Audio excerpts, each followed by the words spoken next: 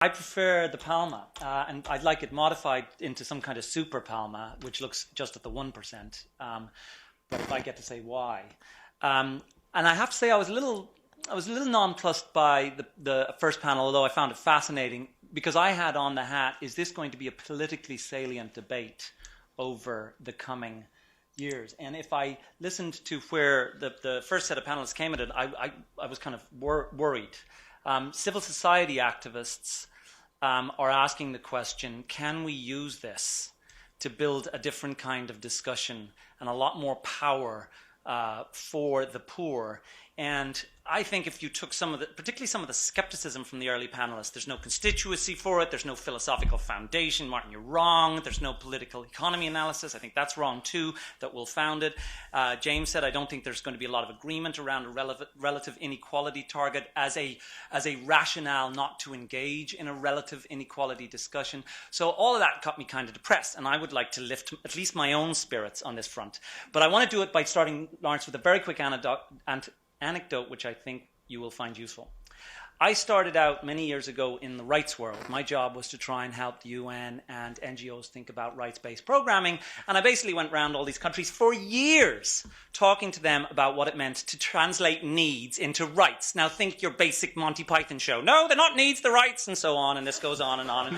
And I realized after 5 or 10 years of doing my own work that all the good programmers just kept on doing what they were doing anyway and basically ignored me. But when I showed up, they said, yes, Paul, they're rights, it's fine. And the bad programmers learned the spin and didn't change anything they were doing. And that's precisely what's going to happen with the inequality discussion if we don't add a little bit more meat to it. People who've been thinking about measuring poverty, doing it in smart ways, engaging it, many of the folks on the first panel are going to keep doing what they're doing. And this so-called moment isn't actually going to deliver more political energy and vibe to it unless we do something that's more interesting. What I realized in the rights discussion way back when was that you could separate the wheat from the chaff when you stopped talking about rights victims, which people were working on in development already, they just called it something else, and started talking about rights perpetrators. That pretty much cleared a room when you were saying, okay, who's comfortable with this now? Let's start talking about who's to blame. The interesting discussion in inequality is going to be around elite capture and who's wealthy and how they're gaining and how we measure it.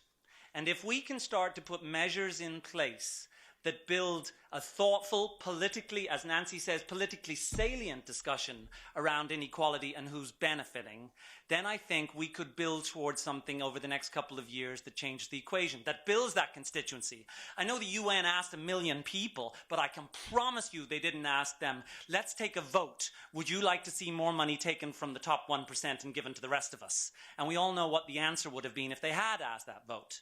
So I have 3 levels of courage that I want to put to all of us in terms of how we go about measuring extreme wealth, political capture, and so on. I call it aggressive, moderate, and passive-aggressive.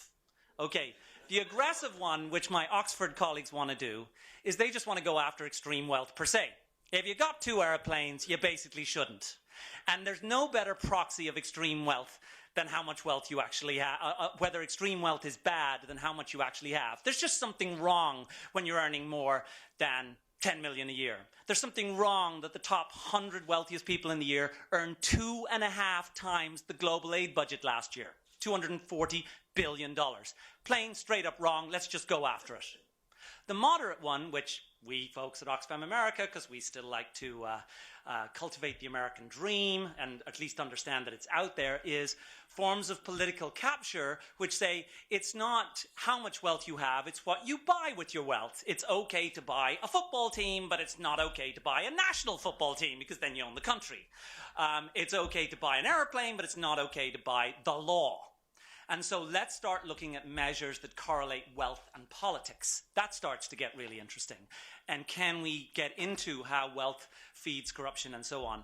The most passive-aggressive, which knowing the system we live in and all the constraints we face, is probably going to be the one that succeeds, is the one that never even declares its name, which is the transparency to accountability agenda, which of course is an inequality agenda, which of course is trying to democratize economic power and ultimately money. But it's never going to actually say that. It's just going to say, wouldn't it be great if we all had better information about who owns what? And in the end of the day, hopefully, because there's enough activists out there and there's enough new technology out there, that will become an inequality discussion. All I would say, it's like the private sector discussion, is let's not declare success if the transparency discussion takes off, because that's going to happen anyway. The really interesting debate for us is whether we start measuring political capture and elite capture on the one hand, or whether we try to shift the whole negotiating range and be a little bit more progressive than the current president of the United States, who's already actually gotten pretty far out there, and go after elite wealth simply because it's wealth. And that's why I want an inequality measure, because I think it will force all of those kinds of discussions. And without it, we're going to spend all our time having a pretty, I don't think, non-added value discussion around what the poor are going to get anyway. So, sorry, that's my rant.